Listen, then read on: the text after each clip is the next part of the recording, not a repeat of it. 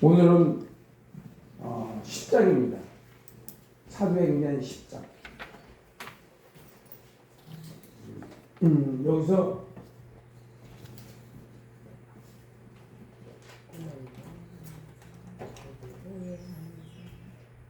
이 빨간 색깔이 전체 주제예요.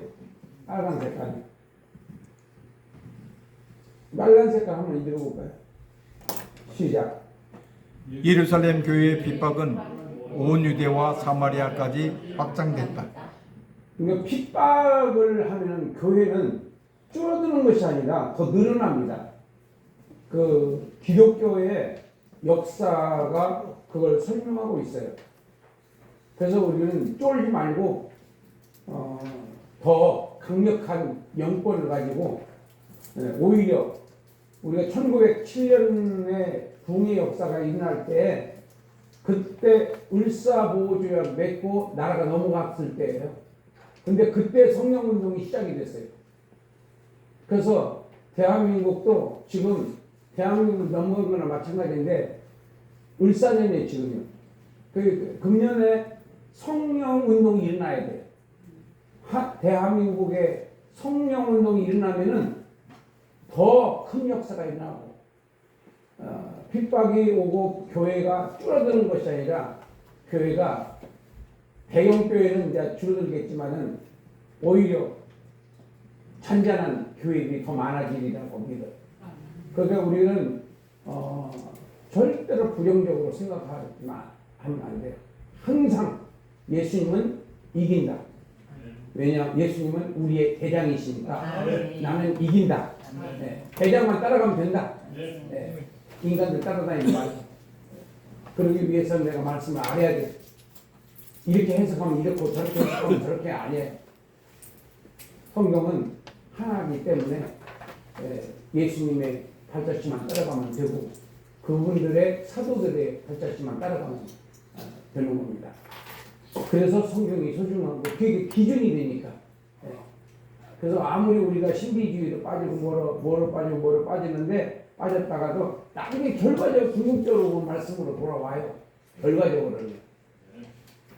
그래서 2000년 동안의 기독교 역사 속에서 지금까지 기독교가 죽지 않고 살아있는 것은 바로 성경이 있기 때문이고 성령이 있기 때문이다. 네. 성경의 역사는 성령의 역사고 성령의 역사는 성령의 역사다. 자, 그래서 우리가 이것을 제가 한번 개관을 해보니까 7개의 배달락 주제가 나오더라고요.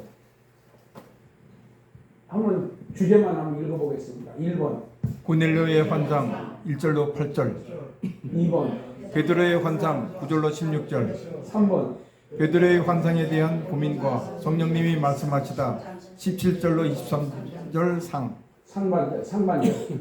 네 번째 고넬료의 초청으로 베드로는 가이사랴 도착했다. 23절 하서부터 29절. 그다음 5번 고넬료가 베드로 초청의 배경을 설명하다 30절로 33절.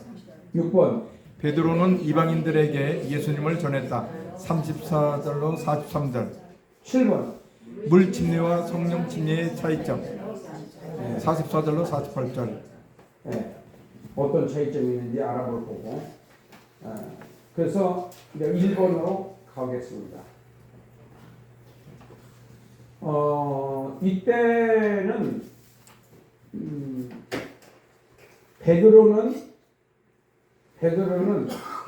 8장에서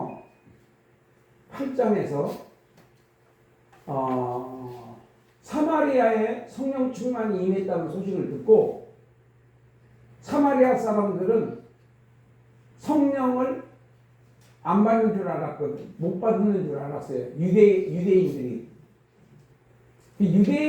유대인들의 시각으로 봐서는 우리 유대인들의 예수님은 유대인만의 하나님이다 이렇게 생각을 했었는데 사마리아 사람들에게도 성령 충만 받았다는 소식을 듣고 베드로가 현장을 이렇게 파송을 받은 거예요. 예루살렘에서 사마리아로. 그래서 사마리아로 가서 성령을 받았다고 해서 안수기도를 했더니 성령 충만을 받고 방언을 하고 그래요. 그래서 그리고 난 다음에 뭐냐, 그 당시 상황을 우리가 그 자세히 보면은 또 계속 전도를 하면서 예루살렘으로 가요. 그리고 또 어디로 가느냐면 지금은 요바로 가서 그 요바 이전 도시에서 중풍병자를 낫게 하고, 그 다음에 요바에 가서는 죽은 자를 살려내요. 죽은 자를 살려내는데, 그러니까 구장에 와서 사도 바울이 개종을 하고, 그 다음에 이제 36절부터는 이제 사도 베드로의 이제 사역이 해서 요바까지 갔다, 그렇게 되어 있는데, 10장에 와서 이제 그 요바에 있는 베드로를 이 고넬료가 가이사랴에 있는, 가이사랴는 그 당시에 수도였다고 그랬어요. 그 수도에 있는 지금으로 말하면 한 중대장 정도, 100명 정도 홍소라는 그 중대장 정도, 그 정도의 사람이 이제 어떤 사람이었었느냐, 것을 여기서 1절부터 2절은 오른쪽에 보니까 뭐라고 되어 있어요? 고넬료 소개. 고넬료의 소개. 고넬료가 어떤 사람이냐, 이 부분에 대해서 본문을 먼저 1절, 2절을 읽고 오른쪽 주제 그 내용을 한번 읽겠습니다. 1절, 2절 본문을 읽으세요. 시작. 가이사랴에 고넬료라 하는 사람이 있으니 이달리아 부대라 하는 군대의 백부장이라. 그가 경건하여 온 집안과 더불어 하나님을 경외하며 하나님을 많이 구제하고 하나님께 항상 기도하더니. 고넬료 소개. 가이사랴의 고넬료, 로마 군대의 백부장, 그 가족 하나님을 경외하고 구제하며 늘 기도에 힘쓰는 생활. 네. 그러니까 여기서 가이사랴에 고넬료라는 사람이 있었어요. 이 사람은 로마 군대의 백부장이었고, 그의 가족은 하나님을 경외하였고, 세 번째 구제하였고 늘 기도에 힘쓰는 사람이었다. 자, 이런 사람을 하나님께서는 기억하시고, 이분이 신앙생활을 어떻게 했다고요? 첫째, 가족이 하나님을 경외했다는 말은 두렵고 떨림으로 섬긴다, 이런 의미인데, 하나님을 무서워할 줄 안다는 거예요. 하나님을 무서워하는 사람들의 특징이 뭐냐? 죄를 못 짓는 거예요. 죄를 안 져요. 그 죄를 짓는다는 게 뭐냐? 하나님을 무서워하는 줄 모르는 거예요. 저와 여러분이 죄를 지을 때 왜 짓느냐? 하나님을 두려워하지 않으니까 죄를 짓는 거예요. 하나님이 눈을 시퍼렇게 뜨고 이렇게 보고 있는데 여러분들이 나쁜 짓 하겠어요? 못하죠. 근데 나쁜 짓을 한다는 뜻은 저나 여러분들이 하나님을 무섭게 여긴다는 거예요. 안 믿는다는 게 쉽게 얘기하면. 믿으면 우리가 죄를 못 짓죠. 네. 그래서 성령 충만을 받아야지 영적인 감각에서 생활 가운데서 하나님을 두려워하는 생활을 할 수가 있다. 순간순간 우리는 넘어지니까. 네. 자, 그래서 1절부터 2절은 이 고넬료라는 사람인데, 이 고넬료라는 사람은 로마 군인의 백부장이고, 그의 가족들은 하나님을 무서워할 줄 알았고, 세 번째는 구제를 아주 자주 했고, 그 다음에 기도에 힘쓰는 자였다. 이게 신앙생활의 기본이 돼야 돼. 이게 기본이야, 이 사람이. 그랬더니 하나님께서 이 사람을 이제 천사를 통해서 만나 주시는 겁니다. 그리고 베드로를 초청해서 베드로를 초청을 해서 이 구원의 소식을 듣게 되는 거예요. 근데 그러니까 여러분들이 지금 이 성경 공부를 하는 것도 하나님의 은혜인 거야. 누구누구를 통해서 뭐 연결이 어떻게 됐겠지만은 그래도 사모하는 마음이 있었으니까 온 거거든요, 다. 그래서 이게 우연이라는 거 없어요, 전부. 이 세상은요, 우연은 없습니다. 필연이에요. 네. 그것이 믿어졌을 때 우리는 감사할 수 있고, 그 다음에 하나님을 의지할 수가 있어요. 네. 이 세상에서는 우연이라는 거 없다. 심은 대로 거두는 거예요, 자기가. 심은 대로 거두는. 그러니까 한순간이라도 내가 마귀한테 이렇게 말려들지 않도록 무장을 하고 있어야 한다. 말씀과 기도. 분별력이 있어야 된다. 그 다음에 두 번째는 3절부터 4절 읽으세요. 하루는 제9시쯤 되어 환상 중에 밝기 봄에 하나님의 사자가 들어와 이르되 고넬료야 하니 고넬료가 주목하여 보고 두려워 이르되 주여 무슨 일이니이까. 천사가 이르되 내 기도와 구제가 하나님 앞에 상달되어 기억하신 바가 되었으니. 거기까지. 그리고 오른쪽에 주제. 고넬료에게 천사가 나타났다. 천사가 고넬료에게 환상 가운데 나타났다. 너의 기도와 구제가 하나님께 상달되었다. 기도와 구제가 상달됐대요. 그러니까 기도와 구제가 응답됐다는 뜻이에요. 하나님이 받아들였다. 네 구제가. 그러니까 한 번, 두 번 구제하고 한 번, 두 번 기도한 게 아니라 시간을 정해놓고 기도했고, 구제는 기회만 있으면 구제에 항상 힘썼고, 이 생활 자체가 경건한 생활을 했다.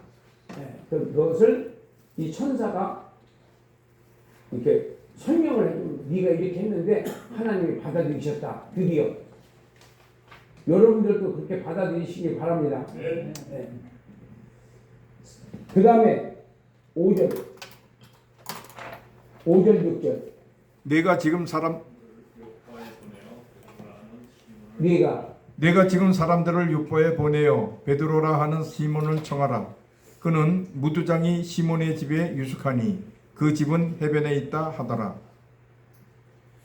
그 다음에 오른쪽. 베드로를 청하라. 내가 지금 요파에 사람을 보내어 베드로를 청하라. 그가 있는 곳 바닷가 피역공 시몬의 집. 그러니까 이게 무슨 말이냐면 이게 뭐 이거 길 가르쳐 주는 거 있잖아요. 하나님이 길을 가르쳐 주시는 거야. 천사가 이 고넬료한테 어디 가면은 베드로라는 사람이 있으니까 그분을 초청을 해서 들으라. 내가 그 사람을 통해서 해준 말이 있다. 그렇게 해서 이제 초청을 하게 됐다. 그 다음에 7절, 8절 읽으세요. 마침 말하던 천사가 떠나매 고넬료가 집안 하인 둘과 부하 가운데 경건한 사람 하나를 불러 이 일을 다 이루고 요파로 보내리라. 그럼 몇 명이 출발했어요? 4명? 하인 둘과 부하 가운데 한 사람, 3사람이요. 네, 3사람이잖아요. 그냥 우리가 하고서 읽은 거 잘 보면서 읽어야 돼요. 그러니까 3사람을 보낸 거야. 3사람을 보냈는데 말을 타고 보냈는지 걸어서 갔는지는 모르겠지만은 어떻든 요파하고 가이사랴는 굉장히 멀어요.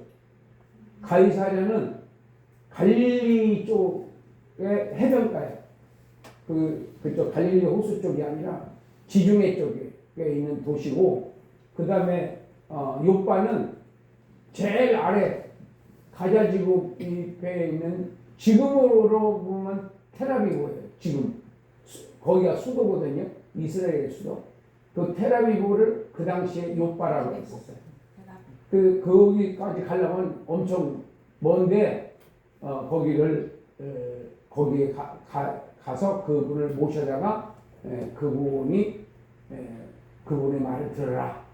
이제 그렇게 이제 천사가 가르쳐 줬어요. 자, 이렇게 해서 이제 한 단락을 우리가 했습니다. 두 번째부터는 9절부터 16절까지 본문을 쫙 한번 읽어보세요. 이튿날 그들이 길을 가다가 그 성에 가까이 갔을 그때에 베드로가 기도하려고 지붕에 올라가니 그 시각은 제6시더라. 그가 시장하여 먹고자 하매 사람들이 준비할 때에 황홀한 중에 하늘이 열리며 한 그릇이 내려오는 것을 보니 큰 보자기 같고 네 귀를 메어 땅에 들이웠더라. 그 안에는 땅에 있는 각종 네 발 가진 짐승과 기는 것과 공중에 나는 것들이 있더라. 또 소리가 있으되 베드로야 일어나 잡아 먹으라 하거늘 베드로가 이르되 주여 그럴 수 없나이다. 속되고 깨끗하지 아니한 것을 내가 결코 먹지 아니하였나이다 한데 또 두 번째 소리가 있으되 하나님께서 깨끗하게 하신 것을 내가 속되다 하지 말라 하더라. 이런 일이 3번 있은 후 그 그릇이 곧 하늘로 올려져 가니라. 자, 오른쪽 거를 좀 읽으세요. 그 주제만 읽어요. 주제만. 베드로가 옥상에서 기도할 때 9절로 10절 하늘에서 내려온 여러 짐승들 11절로 12절 베드로야 잡아먹으라 13절 첫 번째 베드로의 주장 14절 두 번째 하나님께서 정하신다 15절 세 번째 반복된 후 보자기는 하늘로 올라갔다 16절. 네. 자, 이렇게 해서 지금 이제 베드로는 궁금증에 처하게 됩니다. 이게 뭔가? 근데 이게 뭔가라고 하는 것을 나중에 끝에 가서 그 답이 나와요. 아, 이거였구나. 이렇게 이제 베드로가 이해를 해요. 그것이 이제 설교에 나옵니다. 세 번째는 베드로의 환상에 대한 고민과 성령님이 말씀하셨다. 성령님의 말씀이 그때 이게 설명을 해주시는 게 아니라 성령님께서 그냥 따라가라고 했지. 그러니까 하나님께서 응답하실 때 우리한테 미주알 보주알 다 설명 다 해주시는 게 아니에요. 굉장히 간단하게 말씀을 하시고 우리는 거기에 또 그게 또 이해가 안 돼 또 기도해야 돼. 또 그게 이해가 안 돼가지고 그러니까 우리는 그저 미련해가지고 하나님의 뜻을 알 길이 없어요. 왜냐하면은 하나님은 하늘나라의 것에 기준을 맞추고 우리는 땅의 것에 기준을 맞춰요. 그래서 코드가 안 맞아서 서로 예수님 당시에도 보면 제자들하고 코드가 안 맞잖아요. 이 말하면 저 말로 알아듣고 저 말하면 이 말로 알아듣고 누룩을 좋아하는 거 누룩을 조심하라 그러면 떡 안 가졌나 먹고 살면 우리는 중요하니까 맨날 먹는 것뿐이 하여튼 아까 또 수박을 먹으니까 맛은 있는데 이 생활 가운데서 그냥 먹는 거라고 하면 제주도까지 가서 먹고 오시는 분들도 있어요. 그래서 참 안타까운 일이지만은 어떻든 우리가 먹는 것보다 지혜라는 데다가 좀 치중해야 되지 않을까 싶은데 여기서는 17절부터 23절 상반절까지 읽겠습니다. 본문을 읽겠어요. 시작. 베드로가 본 바 환상이 무슨 뜻인지 속으로 의아해 하더니 마침 고넬료가 보낸 사람들이 시몬의 집을 찾아 문 밖에 서서 불러 묻되 베드로라 하는 시몬이 여기 유숙하느냐 하거늘 베드로가 그 환상에 대하여 생각할 때에 성령께서 그에게 말씀하시되 두 사람이 너를 찾으니 일어나 내려가 의심하지 말고 함께 가라. 내가 그들을 보내었느니라 하시니 베드로가 내려가 그 사람들을 보고 이르되 내가 곧 너희가 찾는 사람인데 너희가 무슨 일로 왔느냐. 그들이 대답하되 백부장 고넬료는 의인이요 하나님을 경외하는 사람이라. 유대 온 족속이 칭찬하더니 그가 거룩한 천사의 지시를 받아 당신을 그 집으로 청하여 말을 들으려 하느니라 한데 베드로가 불러들여 유숙하게 하니라. 네, 여기까지. 자, 오른쪽에 있는 주제만 한번 읽어보겠어요. 베드로의 고민과 고넬료가 보낸 자 17절로 18절, 성령께서 베드로에게 말씀하셨다 19절로 20절, 고넬료가 보낸 사람을 베드로가 만났다 21절로 23절. 그게 세모로 되어 있는 점을 찍어 놓은 거는 그건 뭐냐면 그게 문장의 핵심이에요. 요 문장대로 읽어 내려가면은 이 줄거리가 잡혀. 무슨 말이구나 이렇게. 그러니까 거기에 뭐라 그럴까, 그 수서적인 그 내용들은 다 삭제하고 핵심이 되는 말만 딱 그렇게 요약을 해놓은 거니까 그냥 그렇게 주제 읽고 문장 읽고 그러면은 이 문맥이 잡힌다 이러니 이게 무슨 얘기구나 이렇게. 여기까지 이거는 우리가 굉장히 간편하게 내용 파악을 하는 정도입니다. 해석까지 들어간 건 아니에요. 그러니까 내용만 우리가 파악을 하는 거예요. 우리가 성경 읽어도 내용 파악을 못하면은 헛수고잖아요. 내용은 우리가 파악을 해야죠. 그 다음에 네 번째입니다. 고넬료의 초청으로 베드로는 가이사랴에 도착했다. 요빠에서 출발해서 가이사랴까지 도착을 했다. 23절 하반절부터 29절까지 본문을 읽으세요. 시작. 이튿날 일어나 그들과 함께 갈새 요빠에서 온 어떤 형제들도 함께 가니라.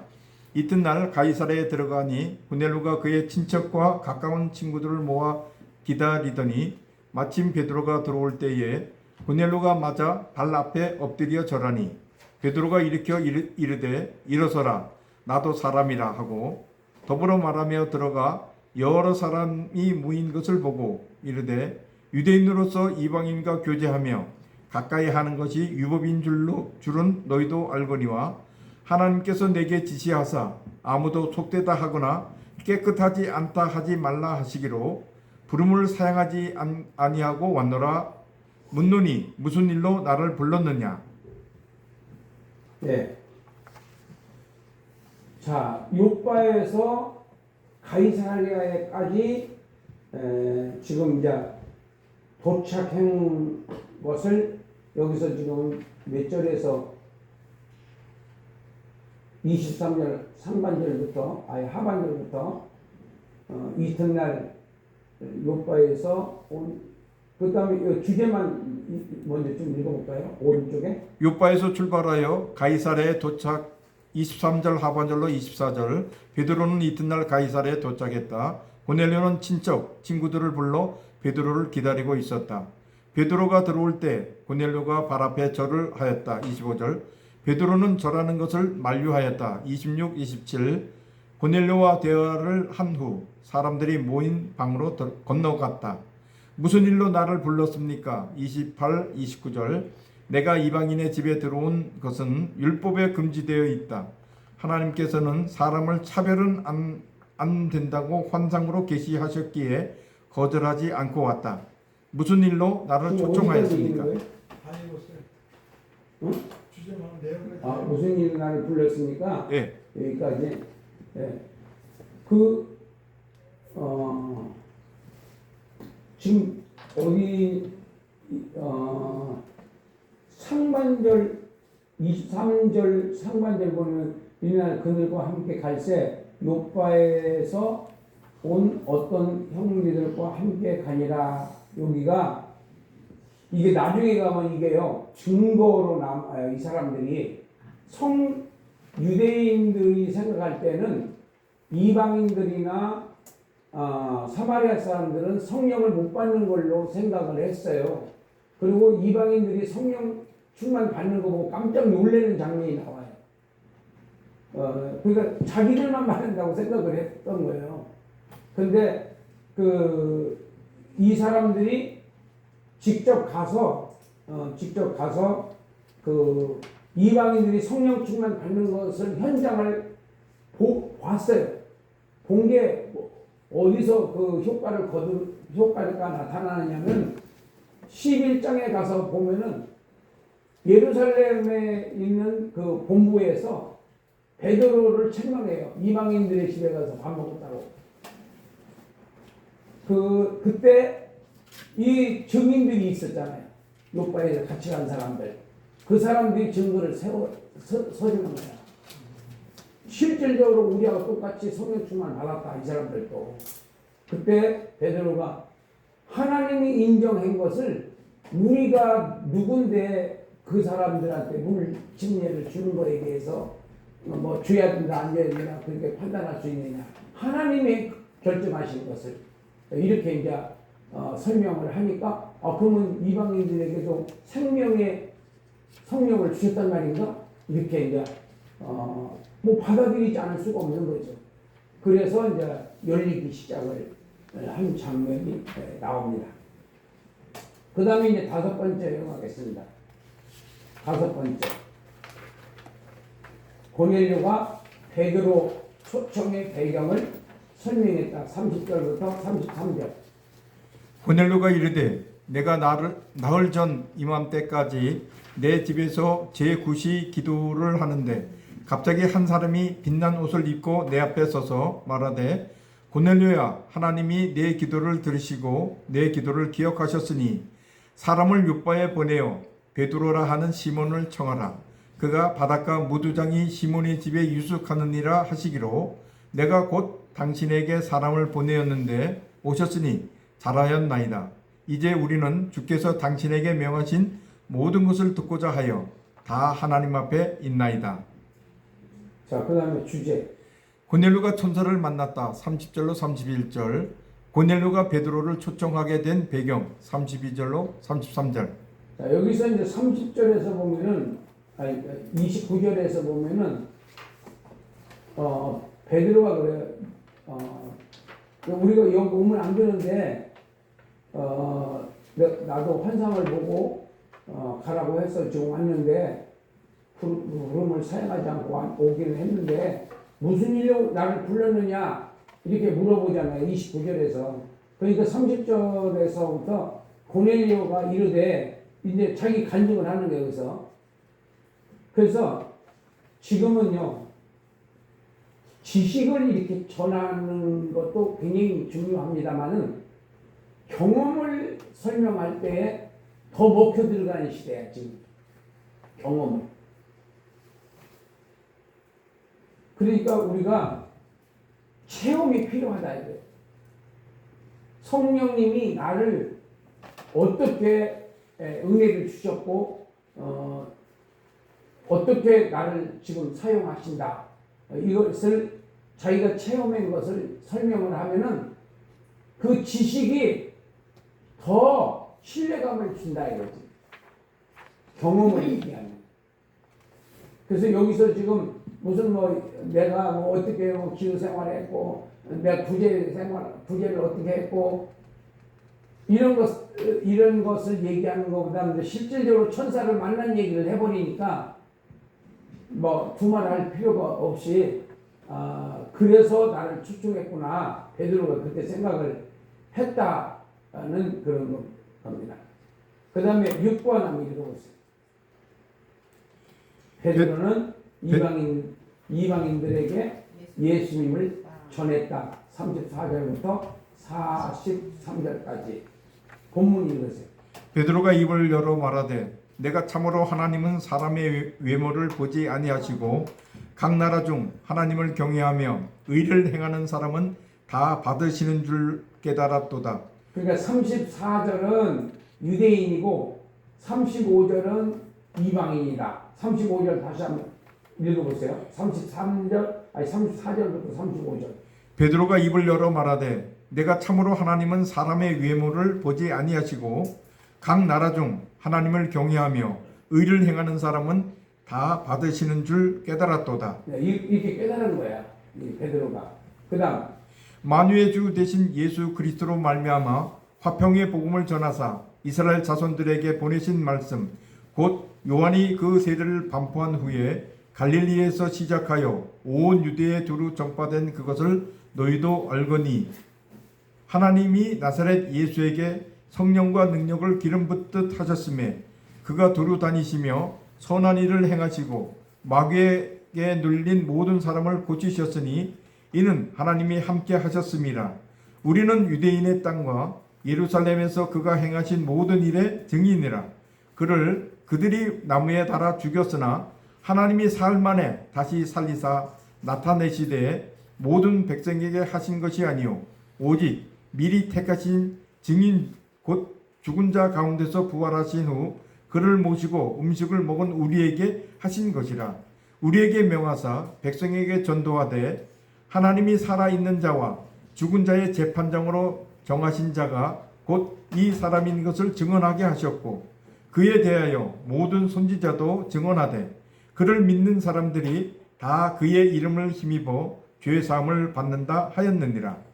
그 다음에 주제 알려드리겠습니다. 베드로가 깨달은 부분 34절로 35절. 복음은 침례 요한과 갈릴리부터 시작되었다. 36절로 37절. 예수님께 성령으로 기름을 부으셨다. 38절.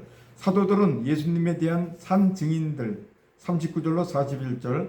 산자와 죽은 자를 심판하실 재판장이심을 정함. 42절. 선지자들의 증언. 43절. 네, 여기가 핵심입니다. 이게 복음이에요. 이제. 사도 베드로가 그 고넬료 가정에서 설교한 내용이 이 내용이에요. 그 나머지는 다 백데이터, 그러니까 배경 설명을 하고 있는 거고, 여기가 지금 몇 절부터 몇 절까지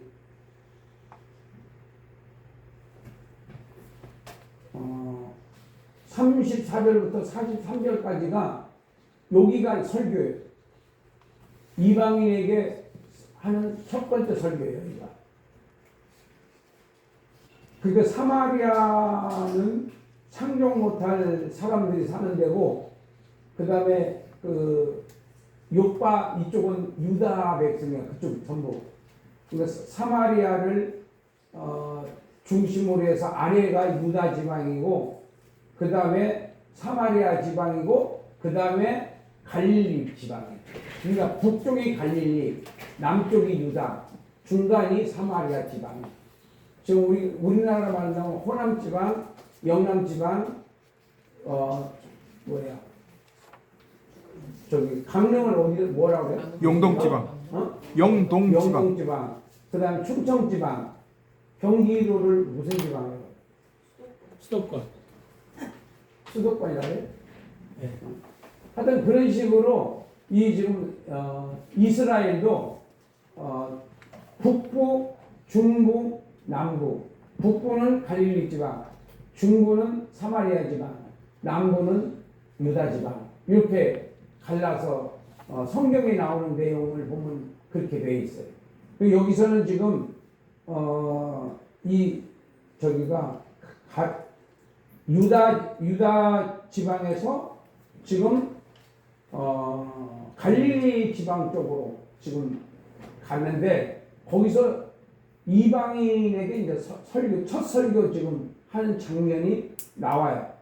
근데 여기에 나머지를 우리가 배경으로 보고, 여기 핵심적인 설교 내용은 34절부터 43절까지의 내용인데, 여기서 이제 예수님이 누구냐에 대해서 설명을 하고, 그 다음에 나중에 가서 보면은 또 오른쪽에 이제 주제를 보면 베드로가 깨달은 부분, 뭘 깨달았어요? 한번 읽어볼래요? 하나님께서는 유대인만을 사랑하시는 줄로만 알았었다. 그러나 하나님을 공경하고 선한 일을 하는 사람은 다 받으신다는 것을 베드로는 새롭게 알게 되었다. 네, 이걸 깨달은 거예요.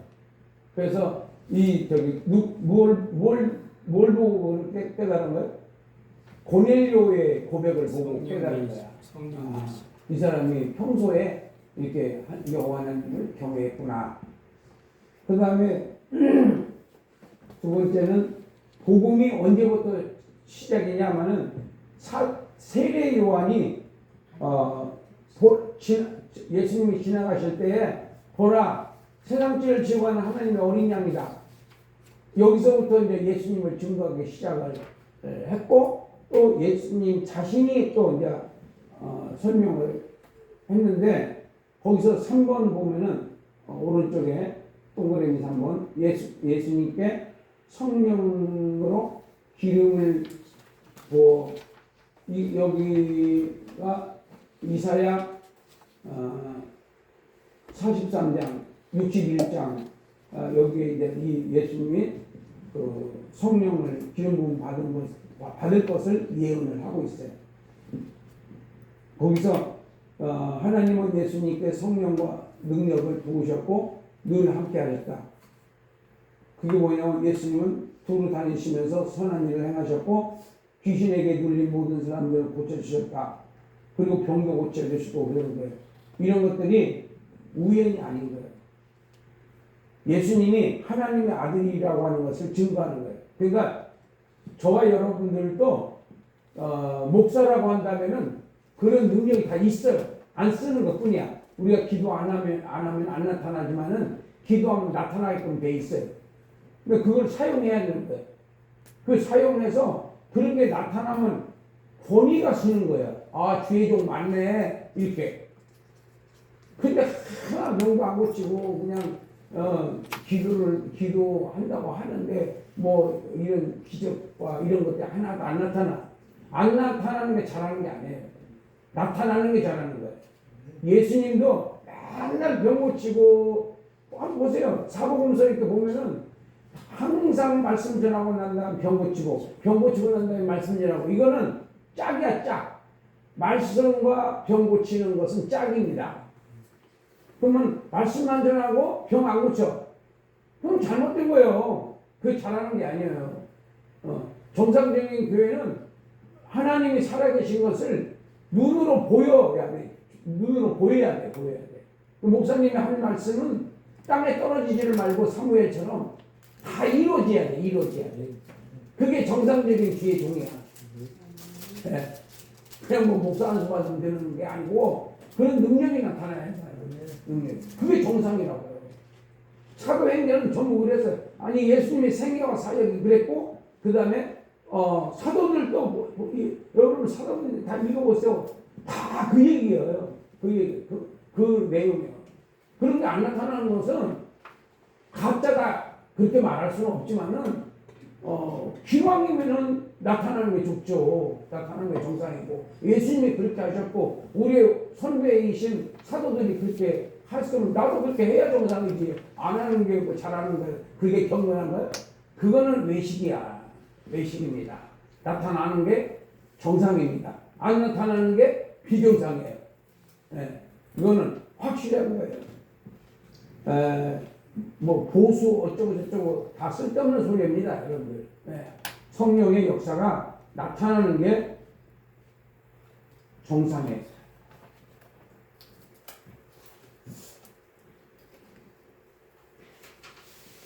자, 그 다음에 마지막으로 7번째 물침례와 성령 침례 읽으세요. 44절부터. 베드로가 이 말을 할 때에 성령이 말씀 듣는 모든 사람에게 내려오시니 베드로와 함께 온 할례 받은 신자들이 이방인들에게도 성령 부어 주심으로 말미암아 놀라니 이는 방언을 말하며 하나님 높임을 들음이로라. 이에 베드로가 이르되 이 사람들이 우리와 같이 성령을 받았으니 누가 능히 물로 세례 베품을 금하리요 하고 명하여 예수 그리스도의 이름으로 세례를 베풀라 함이라. 그들이 베드로에게 며칠 더 머물기를 청하니라. 네. 자, 오른쪽에 주제 읽으세요. 성령님이 이방인에게 최초 강림 44절로 45절. 베드로가 침례를 주라 했다. 아니, 베드로가 말씀을 전하는 중에 성령께서 모든 사람에게 내려오시니 베드로와 함께 온 유대인 성도들은 이방인에게도 성령이 임하시는 것을 보고 놀라워했다. 베드로가 침례를 주라 했다. 44절로 48절. 성령 충만이 임할 때 이방인들이 방언을 하고 하나님을 찬양하는 것을 보고 들었다. 의심의 여지가 없었다. 이 사람들도 우리처럼 성령을 받았으니 이들에게 침례를 주는데 반대하실 분은 없겠죠? 이렇게 베드로는 예수의 이름으로 침례를 주었다. 고넬료가 베드로에게 며칠만 더 함께 있기를 간청했다. 네. 그래서 우리가 그 성령의 그 개념을 세 가지로 나눌 수가 있어요. 그러니까 그 8장에서 빌립 집사가 그 에티오피아 그 대신한테 물 3개 주잖아요. 그 성령이 가라고 해서 만났잖아요. 만나서 그 다음에 가까이 가라고 해서 가까이 갔더니 이사야 선지서를 읽고 있어서 또 아냐 그때 모른다고 그러니까 가르쳐 준 거예요. 그래서 가르쳐 주면서 누구를 전한 거예요?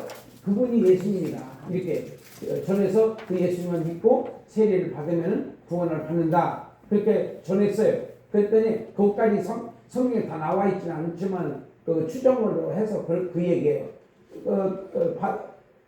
그랬더니 가다 보니까 물이 있으니까 여기 뭐 내가 침례 받으면 되는데 그 침례 받는데 내가 뭐 하자 있냐 그렇게 물어보고 빌립 집사한테 그랬더니 하자 없어요.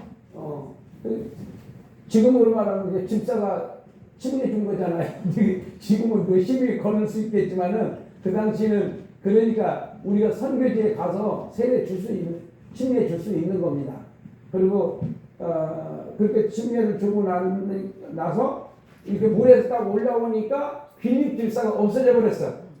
그 자기 그 넷이 혼자 아무리 찾아봐도 없어요. 성령님이 옮겨버리신 거예요.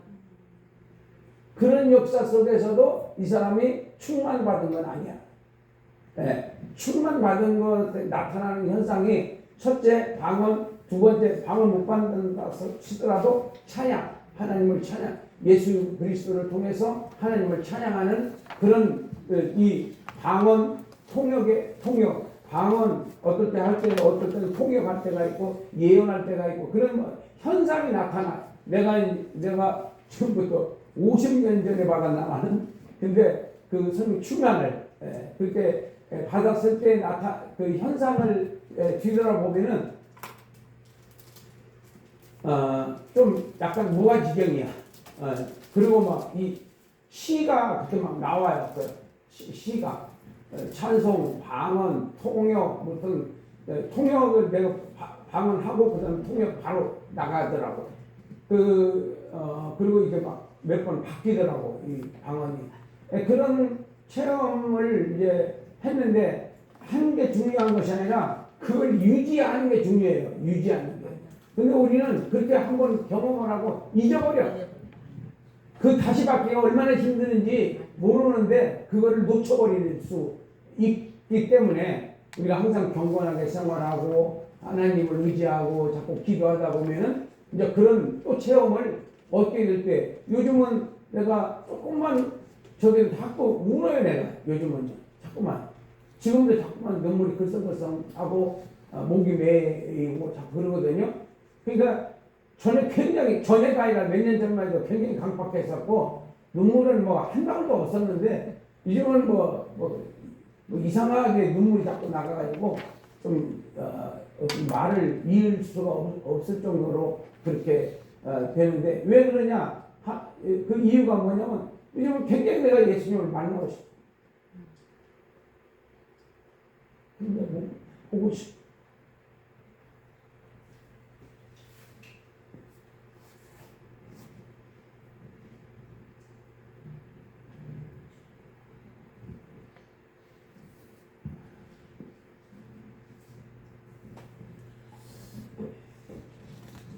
그래서 이 사모하는 마음을 간절히 갖다 보면은 하나님께서 마음을 자꾸만 가깝게 하시는 것 같아요.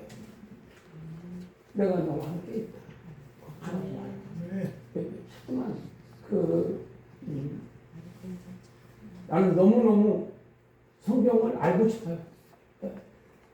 여러분들 나보고 성경 많이 안다고 그러지만 많이 몰라요. 많이 모르는데 아는 만큼 내가 하는 것 뿐이지 너무너무 답답할 때 많고요. 그리고 정말 말씀을 믿어지는 게 중요하잖아요. 믿어지는 게. 믿어지면 내가 무슨 근심 걱정이 있겠어요? 안 믿어지니까 근심 걱정이 있는 거지. 자꾸 믿어지고 싶어요. 믿고 싶으니까. 자꾸 엎드려가지고 하나님 믿어지게 해주세요. 믿어지게 해주세요. 어젯밤에도 그러고. 어쨌든 이 생활이 이 고넬료가 그렇게 하나님을 그렇게 하나님이 누군지 몰랐어요. 이 사람은 사실. 그러니까 베드로한테 막 절을 하잖아요. 여러분들이 뭐 누구한테 절을 해본 적 없잖아요. 근데 너무 순수한 거야. 한 번도 경험이 없었으니까. 사무엘이 하나님 불러도 대답을 못했잖아. 대답을 했는데 가보면 엘리야는 아니라고 그러고, 엘리 대제사장은 아니라고 그러고, 또 누워있으면 또 하나님 부르고, 그 나중에 타락한 엘리 대제사장이지만은 그래도 경험이 있으니까 하나님이 이 아이를 부르는구나 이제 깨닫고 그러거든. 제가 여기 있나이다 대답해라. 그랬더니 그때 이제 하나님이 사무엘하고 처음 이제 말씀을 나누시는 장면이 나오거든요. 그러니까 우리가 그 영적 그런 체험이 생활 가운데 굉장히 중요해요. 그리고 이 은혜를 받으면은 첫째 행복해요. 뭐가 있고 없고 그런 거하고 관계없이 참 마음이 편하고 행복하고 그 다음에 예수님이 빨리 왔으면 좋겠어요. 마라나타로 하나님을 그리워하고 뭐 이상한 그릇만 떠도 오시나 이렇게 생각이 들어갈 정도로 많이 좀 이렇게 하나님과 이렇게 옛날 재작년부터 내가 한 3년 전에 치매로 갔다가 내가 다시 회복돼서 이렇게 말씀을 전하는 여기까지 하나님께서 사용하고 계신다고 했는데, 그러니까 우리가 어떤 상황에 있더라도 6개월 동안 안수기도 했어요. 뇌 신경세포가 돌아오게 해달라고 병원에서 그렇게 진단이 내려가지고 6개월 동안 계속 예수의 이름으로 뇌 신경세포는 살아날지어다. 뇌 인지 능력은 살아날지어다. 하고서나 근데 6개월 후에 진짜 살아났어요. 살아났다는 건 어떻게 할 수 있느냐? 첫 번째 잘 안 넘어져. 이제는 여하간에 한 번도 안 넘어졌어요. 그동안에 그때는 잘 넘어졌어요. 근데 안 넘어지고 그 다음에 강의가 되는 거예요. 강의가 그때는 강의를 못했어요. 하고는 하면 막 생각이 안 나는 거예요. 생각이. 근데 그게 이제 회복이 되고 길도 잊어버렸었고 맨날 다니던 운동 코스인데도 잊어버려서 못 찾아서 1시간 동안 헤매고 다니고 그랬어요. 이런 것들이 지금 3년 이제 기도하고 나서 지금까지 한 번도 그런 일이 없어요. 지금은 오히려 막 걸음이 빨라졌어요. 한 6개월 전보다 걸음이 굉장히 빨라졌어요. 전에는 굉장히 천천히 걸어서 너무 힘들어서, 근데 지금은 굉장히 빨라졌어요. 그래서 이런 모든 것을 증상으로 봤을 때에 우리가 일단 성령 충만을 받아야 내가 육체도 건강해지고 그리고 하나님과의 관계도 좀 더 이렇게 좀 여리게 주님을 가까이서 이렇게 섬길 수 있게 되고 그리고 미워하는 사람이 없어졌어요. 미운 사람이 있었는데 미우질 않았지.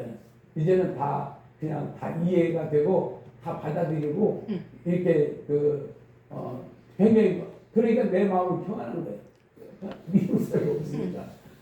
그리고 이게 죄질 생각도 확실히 덜해요. 죄질 생각도 덜하고 그리고 그걸 이렇게 뿌리칠 수 있는 그런 영역도 생기고. 그래서 그리고 이제 내가 누가 나쁜 생각을 하고 나쁜 저기 한다 그래도 내가 보이지만은 말을 안 해. 말하면 안 돼. 말하면 안 돼. 하나님께 기도해 주면 돼. 기도해 주고. 그렇게 신앙생활이 굉장히 건전해지고 또 또 성령님께서 말씀하시게 할 때는 그 말을 해야 되죠. 당연히 성령이 덕이 안 될 때는 하지 말아야 되지만은 또 성령님께서 강력하게 말씀하실 때는 또 이렇게 얘기를 해야죠. 그러니까 이런 것들 분별력이 성령님께서 주관을 하시면은 분별력이 생겨서 생활 가운데서 하나님의 뜻대로 살려고 애쓰고 힘쓰고 그렇게 노력을 하게 된다. 그런데 거기에서 자만하면 그날로 끝나는 겁니다. 자만하면 조금이라도 내가 이렇게 잘하고 있다 이렇게 생각을 하면은 그 다음날 그냥 타락해버려요. 순간에 죄를 져버려요. 그러니까 항상 이것이 성령님이 역사를 하시기 때문에 내가 이나마 이렇게 이 신앙생활을 이렇게 할 수가 있는 거다. 성령님이 도와주시니까 항상 성령님을 높여드려야 돼요. 네, 절대로 그걸 착취하면 안 돼요. 내가 뭐 잘나서 내가 뭐 기도했더니 내가 말씀을 많이 알아서 뭐 이렇게 말하는 순간에 그냥 귀신 들어가 버리는 거예요. 네. 그건 내가 이상한 짓 하는 거예요. 그 순간에 살았다고 사는 게 아니고요. 죽었다고 죽은 게 아니야. 그냥 항상 살 오름판을 걷는 것처럼 조심조심 성령님과 동행하려고 애쓰고 힘쓰고 자꾸 입으로 시인하고 이렇게 해야 그 감각을 놓치지 않고 감각이 무뎌버리면 느낌이 없잖아요. 그냥. 그러나 성령님과 같이 생활을 하면은 그 느낌이 오잖아요. 느낌으로. 믿음이 생기고 이렇게 좋은 생각을 하게 되고 그리고 뭔지는 모르겠는데 일이 자꾸 잘 돼. 일이. 되다가도 이제 내가 또 다른 생각하면 또 그러니까 굉장히 무디게 사는 게 아니라 좀 예민하게 성령님과 교제하고 있구나라고 하는 것을 조금 아직 굉장히 충만하지는 않으니까 그렇지만은 많이 옛날에 비해서 많이 좀 회복이 됐다 이렇게 생각이 들어가요. 그래서 성령 운동을 일단은 나부터 내 자신부터 성령 운동을 벌려야 되고 성령님을 계속 시인하고 인정하고 환영하고 찬송하고 찬송을 부를 때도 마찬가지입니다. 부르다가 보면 성령님 감동이 오를 때가 늦을 때가 있고 빨릴 때가 있어요. 그런데 점점 빨라져야지 우리가 예배도 은혜가 되지. 그렇지 않고 그런 성령의 역사가 느낌으로도 오지 않고 이거 환경으로도 오지 않으면 너무 힘들어요. 너무 힘들고 그리고 너무 힘들고 믿음 생활하기가 어렵다. 그래서 어떻든 지금은 성령 시대이기 때문에 성령을 우리가 함께 하지 않으면은요 너무너무 힘들고 우리는 바로 죄를 지을 수뿐이 없어요. 허영심 무슨 자랑 다 그 영적 쓰레기들인데 그런 것들에 시간을 낭비하고 물질을 낭비하고 주님이 기뻐하시는 일을 할 시간이 없어져 버려요. 자꾸만 뺏기는 거예요. 나한테. 이 기도하면은 또 성경 보라고 그러고 성경 보면 기도하라고 그러고 이런 식으로 분별력이 없으면은 그거 다 귀신의 역사라고 하는 것을 생활 가운데서 다 느낌으로 와야 돼요. 그래서 자기가 구분하고 판단하고 기도할 때는 성경 보라고 그런 생각이 들어가더라도 그냥 기도 계속 해야 돼요. 그리고 또 성경 볼 때는 성경 계속 봐야 되고. 그래서 그런 것들을 분별력이 있게 하기 위해서는 성령과 언제든지 함께 하려고 노력을 많이 해야 돼요. 노력을 하다 보면은 성령께서 언젠가 갑자기 우리에게 이제 은혜를 주신다는 것을 저는 이제 경험한 것을 제가 잠깐 말씀드린 겁니다. 기도하겠습니다. 살아계신 하나님 우리 아버지 감사합니다. 네. 지금은 성령 시대이기 때문에 성령과 함께하지 않으면 우리는 신앙생활에서 성공할 수 없사오니 저희들에게 성령 충만 주셔서 신앙생활에 승리해서 하나님께 영광을 돌리는 삶을 살다가 주님을 만날 수 있게 주옵소서. 아멘. 예수님의 이름으로 기도하옵나이다. 아멘. 할렐루야.